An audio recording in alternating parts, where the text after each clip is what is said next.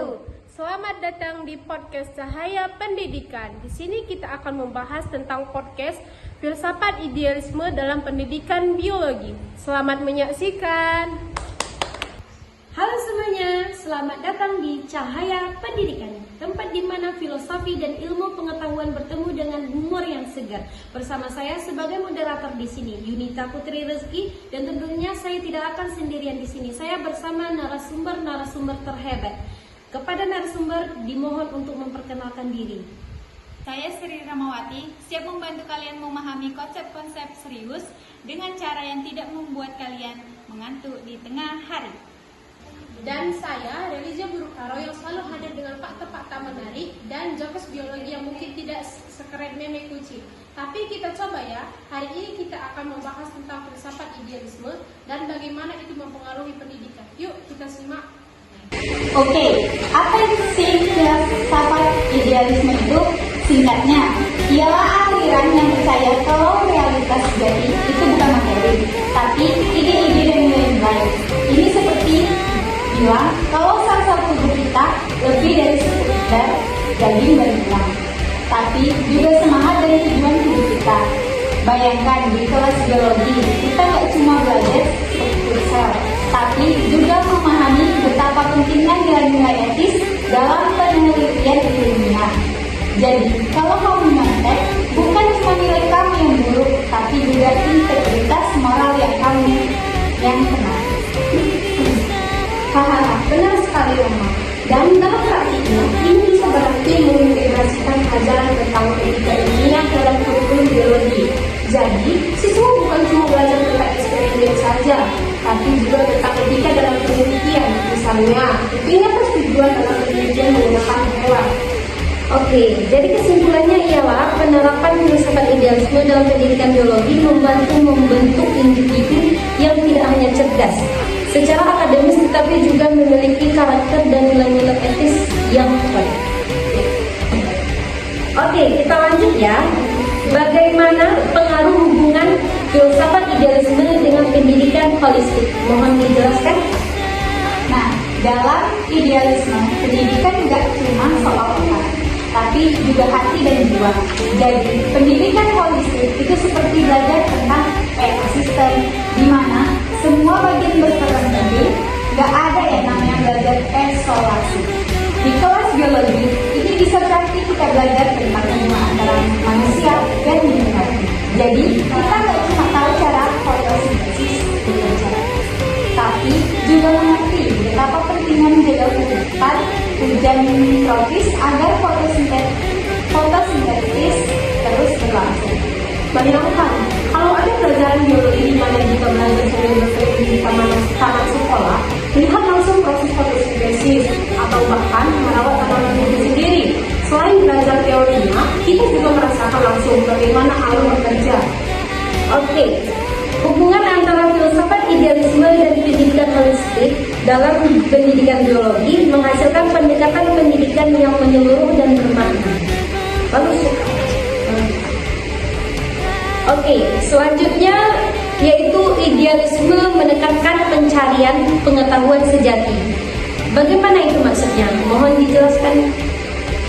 Jadi, kita belajar biologi bukan cuma buat ujian, tapi buat benar-benar paham.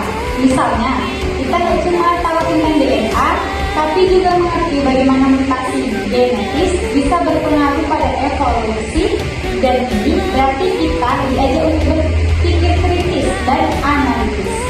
Jadi, misalnya pas belajar tentang evolusi, kita bukan cuma hafal teori Darwin, tapi juga bisa menjelaskan dan menganalisis bukti-bukti yang mendukung teori tersebut. Ini seperti belajar dalam bermain game strategi, bukan? Kita nggak cuma tahu aturan mainnya, tapi juga mengerti kenapa strategi itu berhasil. Jadi belajar biologi itu kayak main game penuh dengan strategi dan penentuan baru. Oke, kesimpulannya ialah filsafat idealisme menekankan bahwa pencarian pengetahuan sejati adalah inti dari proses pendidikan dan pengembangan diri. Dengan menekankan pemahaman yang mendalam, pengembangan karakter dan pencarian kebenaran, idealisme memberikan dasar yang kuat untuk pendidikan yang bermakna dan berkelanjutan. Oke, kita lanjut. yaitu penghargaan terhadap estetika dan kreativitas idealisme. Bagaimana maksudnya itu? Mohon dijelaskan. Idealisme juga menghargai keindahan dan kreativitas. Di sekolah, ini disertai ada banyak proyek kreatif yang berhubungan dengan biologi.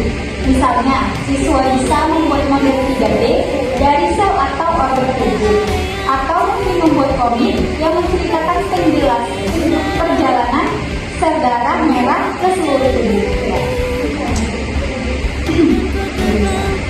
Misalnya, siswa bisa membuat model 3D dari sel atau organ tubuh, atau mungkin membuat komik yang menceritakan perjalanan sel darah merah ke seluruh tubuh.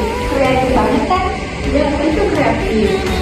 Karena siswa dapat membuat model lebih dari sel atau organ tubuh. Nah, di sini apa bayangkan orangnya di mana siswa membuat taman mini yang meniru ekosistem alami. Mereka bisa belajar tentang interaksi antara berbagai spesies tanaman dan hewan sambil merancang taman yang indah dan berfungsi.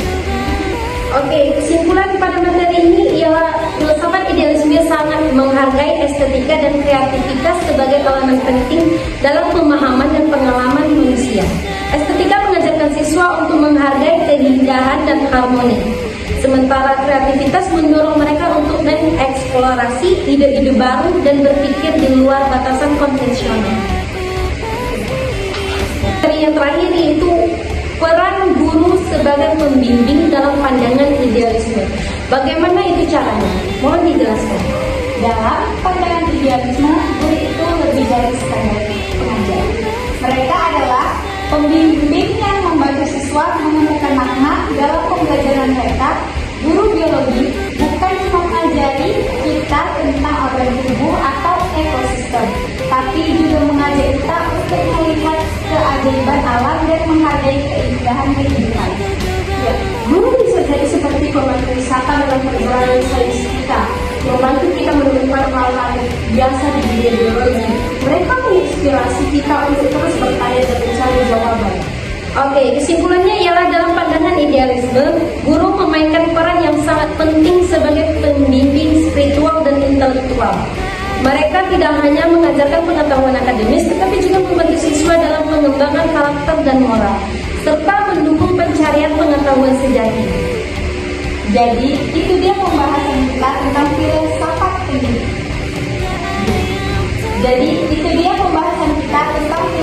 Idealisme dan implikasinya terhadap pendidikan biologi.